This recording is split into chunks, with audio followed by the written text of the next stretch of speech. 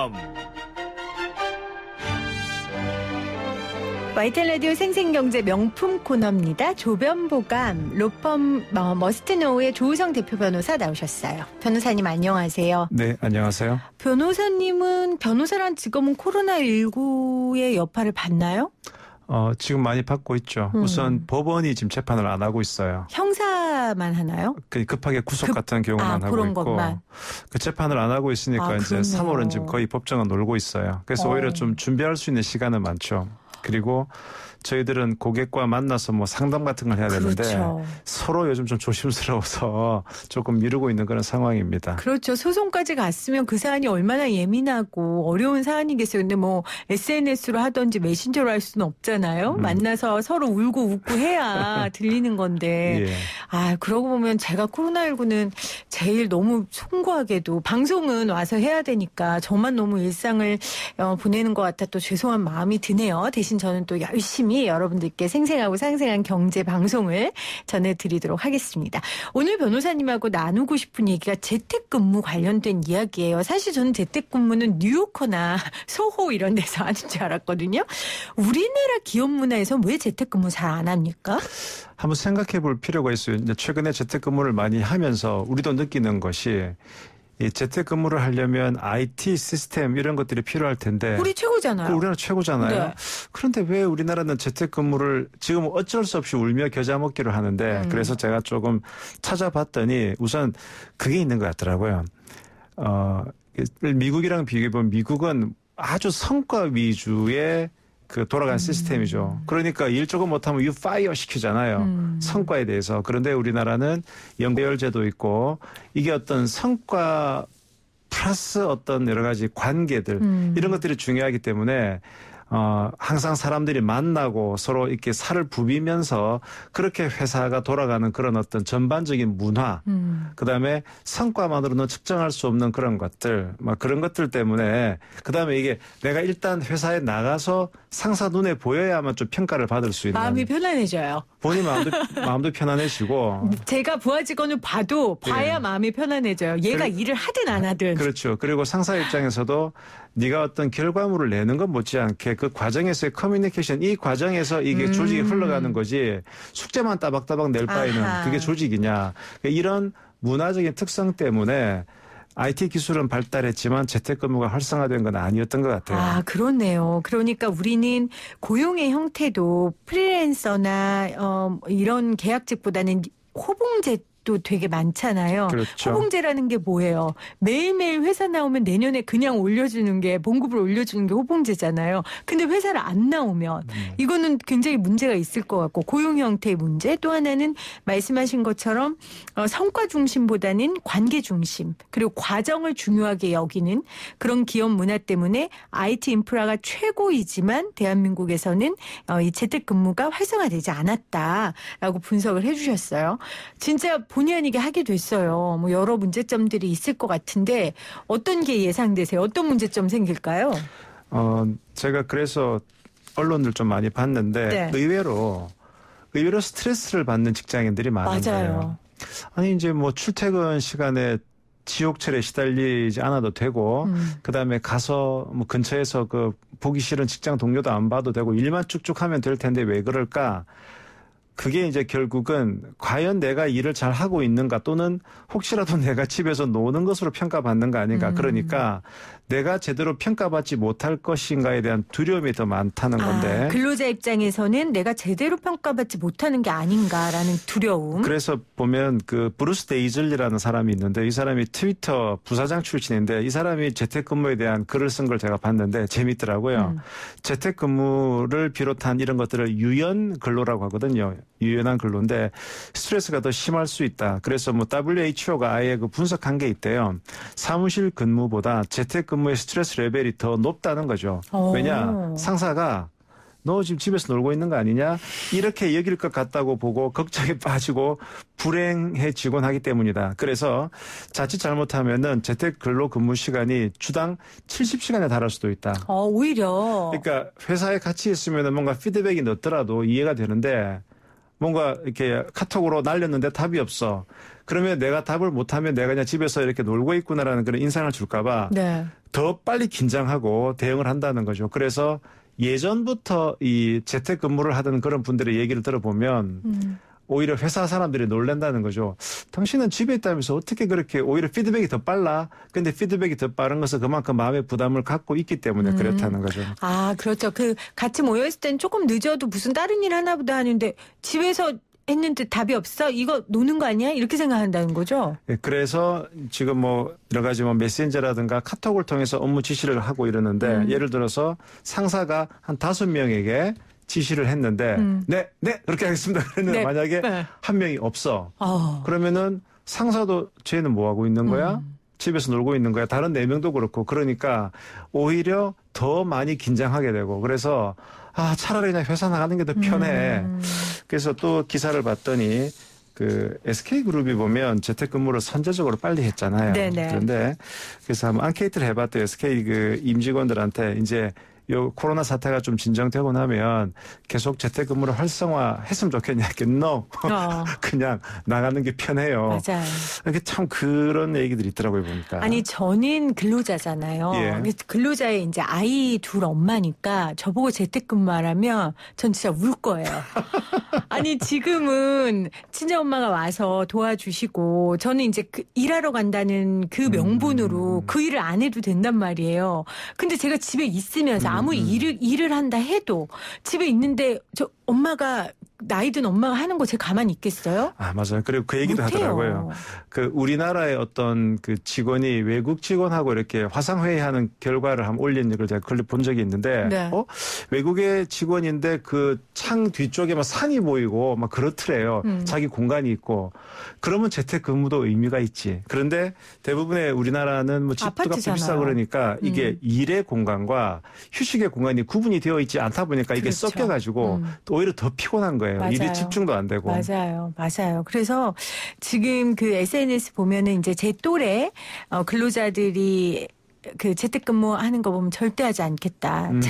제발 회사 가고 싶다. 예. 충성을 다하겠다. 이런 분들이 많이 올라와 있어요. 그게 말씀하신 것처럼 우리 기업 문화, 주거 형태 이런 것들이 다 반영이 된 것 같아요.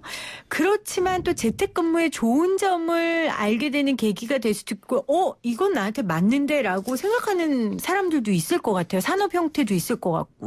사실 이게 디지털 노마드라는 얘기가 나온 지 오래되잖아요. 그래서 네. 노마드라는 게 유목민인데, 그러니까 농경민족과 유목민족의 차이는 농경민족은 이 성을 쌓았고 유목민족은 그냥 달려나가는 거잖아요. 그러면 우리가 살고 있는 이 현실은 농경민족에 정착된 것보다는 안정된 직업을 계속 우리가 평생 직장에 있는 것도 아니고 나는 그냥 일을 할 뿐이지 어느 직장에 매여 있고 어느 특정한 직장의 어떤 자리에 앉아 있는 그런 것은 이제는 많이 퇴색되지 않습니까? 네.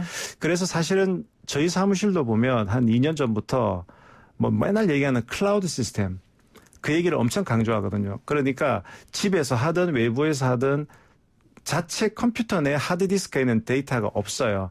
다 이제 뭐 유명한 외국 회사의 클라우드에다 올려놓고 땡겨서 쓰는 거죠.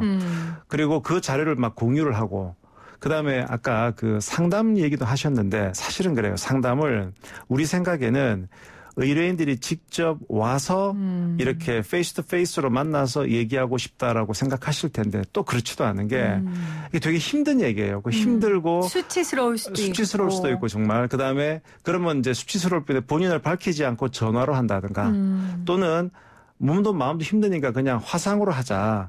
그래서 저는 몇 가지 화상 그 전화 서비스를 써봤는데 편해요.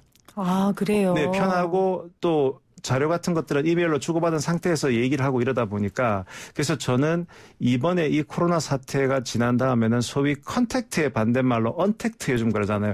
이 접촉하지 않는 어찌 보면은 가장 인간의 감정을 건드리고 또 대면을 해야 될 것 같은 법률 서비스에도 이제 언택트 바람이 불게 될 것 같고 그건 사실 예전부터 그런 걸 또 선호하는 의뢰인들도 많이 있었어요. 그러니까 예전부터 선호하기도 하고 기술도 발전됐는데 어떻게 이렇게 계기가 없었는데 네.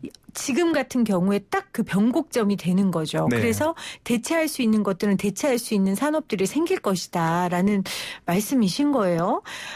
그런데 이런 근무 형태가 적합한 분야가 있는 것처럼 지금 상담 얘기도 하셨지만 잘 맞는 근로자 리더도 있을 거 아닙니까? 그러니까 예를 들어 저는 사람 만나는 게 좋아요. 만나서 같이 얘기하고 만나러 가려고 화장하고 예쁜 옷 입는 것도 좋아요. 저는. 그게 피곤한 게 아니라 저 같은 사람한테는 안 맞고 어떤 사람은 그런 형식적인 거 중요하지 않고 결과를 내는 사람들은 또 편할 수도 있고 그렇지 않을까요? 그래서 그거는 산업에 대한 산업 자체의 구분도 있겠지만은 같은 산업 내에서도 부서마다 성격이 좀 다른 것 같아요. 그리고 같은 부서에 있어도 직원마다 그렇죠. 다른 것 같아요. 그래서 제가 이번에 재택근무를 하면서 스트레스가 근로자 못지않게 리더들의 스트레스가 큰 맞아요. 거예요.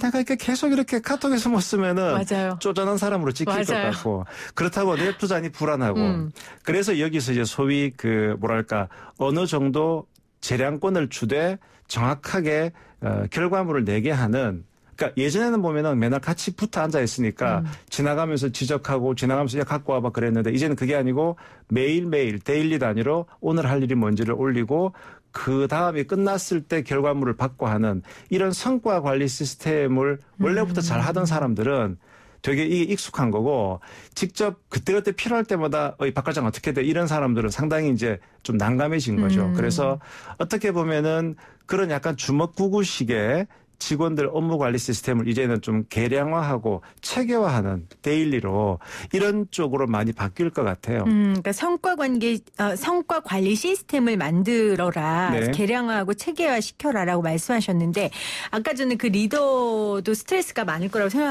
말씀하셨어요. 좀 하나씩만 꼽아주세요. 리더가 재택근무하는 직원들을 다룰 때 꼭 명심해야 되는 거, 해야 할 것과 하지 말아야 할 것. 해야 할 것은 제가 언젠가 책에서 봤는데 리더는 일을 잘 쪼개주는 사람이다. 그 표현을 하더라고요. 왜냐하면은 리더들은 일머리를 잡을 줄 알거든요. 우리가 일머리라는 표현을 하는데 마라톤 42.195를 달리는데 그냥 달려가 아니고 중간중간에 5km씩 끊어가지고 이 5km, 그 다음 5km, 그 다음 5km는 어떻게 간다라고 하게 해서 이렇게 뭔가 끊어주게 되면 사람들이 훨씬 더 일을 하기 편하게 되는 거거든요. 그렇죠. 그래서 그냥 좋은 말로 네가 알아서 해. 예전에는 그랬다 그러면 요즘 같은 이런 바쁜 시대에는 그러면 안 되는 것 같아요. 그러니까 리더가 좀 똑똑해지고 부지런해지면서 정확하게 어떤 일머리를 잡아줄 줄 아는 구체적인 일은 부하가 하지만 일머리를 잡아줄 줄 아는 그 능력. 그럼 거기서 사실은 부하들이 볼 때 리더를 평가하는 거예요. 우리 박 부장님은 입만 살았지 실제 일머리를 못 잡는구나. 김 부장님은 상당히 스마트하게 일머리를 잡네. 이번 이런 코로나 사태로 인한 재택근무 과정에서 제가 볼 때는 리더는 리더대로 그 사람의 업무의 스킬, 업무의 능력이 민낯이 드러나고 그렇겠네요. 근로자도 근로자로서의 민낯이 드러날 것 같아요. 그렇겠네요. 그래서 최악은 너무 조급한 스타일이에요. 메신저 보내놓고 그거는 굳이 비유를 들면 예전에 주식 투자해 보셨는지 모르겠는데 어떤 주식을 샀어. 언제 그러면 오를까 계속 봐. 10분에 한 번씩 들어가서 보는 사람들이 있잖아요. 그런 사람들 절대 장기 투자를 못 하지 않습니까? 네. 그래서 오히려 이번 기회에 리더분들은 내가 직원들을 리딩하는 스타일이 좀 너무 조급했구나. 그리고 이것을 뭔가 측정화할 수 있는 걸 내가 전혀 안 하고 주먹구구식으로 했구나.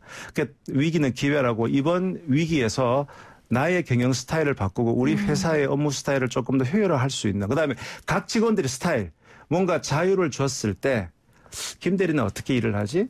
박 대리는 일을 하지? 막 쪼오진 말고 한번 지켜보는 거예요. 그게 어떻게 보면 또 평가에 다음에 평상시가 되었을 때 활용할 수가 있겠죠. 그러면 근로자 입장에서는 뭘 명심해야 돼요? 근로자 입장에서도 조급할 수 있잖아요. 예전 같으면 완벽하게 해서 낼 것도 아니야 일단 내고 보자. 내가 일한 거 보여줘야 되니까 이럴 수도 있고. 그 대나무의 매듭이 있잖아요. 매듭. 그 대나무는 중간중간 매듭이 있기 때문에 그게 속은 비어 있지만 탄탄하다고 하는데 계속 집에 있으면 그 매듭이 없어져요. 그러니까 예전에 어느 작가님이 그러시더라고요. 본인이 전업 작가가 딱 되고 이렇게 기자였다가 전업 작가가 된 다음에 집에 있다 보니까 안 되겠더라는 거예요. 그래서 일부러 독서실에 가서 아침 9시부터 글을 쓰고 9시부터 9시 50분까지 글을 쓰고 10분 쉬고 아하. 또 50분 하고 이렇게 뭔가 리듬을 맺는데 집에서 혼자 계실 때는 내가 어떻게 시간을 쓸 거냐. 그리고 내가 내일 그다음에 어떤 결과물을 만들어낼 거냐라는 그 계획을 세우고 그 계획을 먼저 노티스를 하고 그다음에 그 계획을 성과를 내고 이런 과정을 거쳐야 위에서 바라볼 때 저 친구는 참 체계적으로 일을 하는구나. 그래서 리더십 중에 이런 말이 있잖아요. 셀프 리더십. 누구를 이끄는 것 못지않게 더 중요한 것은 나 자신을 경영을 어떻게 할 거냐. 그게 셀프 리더십이고 그걸 맨날 강조한 게 피터 드러커인데요. 이번에 한번 셀프 리더십을 정말 해볼 수 있는 좋은 기회라고 볼 수 있겠네요. 저는 변호사님이 체계적으로 일하는구나. 여기에 가슴이 와닿았어요. 그러니까 뭐냐면 쟤는 결과물을 내놓는구나. 이런 평가 받을 생각 하지 말고 리더가 쟤는 참 체계적으로 일하는구나라는 판단을 받게끔 내가 일해야겠다라고만 생각하면 재택근무의 장점을 충분히 살릴 수 있을 것 같다는 생각이 드네요. 이번 세계적으로 지금 각 나라의 코로나 대응에서 의료 수준 내지는 그 대책 수준에 막 드러나잖아요. 위기라는 게 어떤 민낯이 드러나는 거거든요. 네. 사실 이번에 재택근무나 이런 비상 상황에서 리더의 민낯, 직원들의 민낯이 드러난다. 오히려 그런 거라고 생각하고 조금 더 그런 셀프 리더십을 가져가야 되지 않겠나 생각해 봅니다. 그래서 전 재택근무 안 해서 좋다니까요. 제 민낯 안 드러나잖아요. 다행이에요. 예. 네, 오늘 코로나19로 인한 재택근무 관련된 여러 가지 지혜를 조우성 대표 변호사에게 들어봤습니다. 변호사님 건강하게 보내시고 2주 뒤에 뵐게요. 고맙습니다. 네, 고맙습니다. 새싹이세요. 2900님 기본소득이요. 기본소득 있어야 뭐든 먹고 살죠. 3227님 기본소득. 경기도지사님이 김경수 지사님은 기본소득 제안해 주셨죠. 1628님 오늘도 아이들하고 집콕하면 라디오로 힐링합니다 하셨어요. 우리 조금만 더 견디고 힘내요. 오늘도 함께해 주신 여러분 고맙습니다. 저는 내일 3시 10분에 다시 올게요.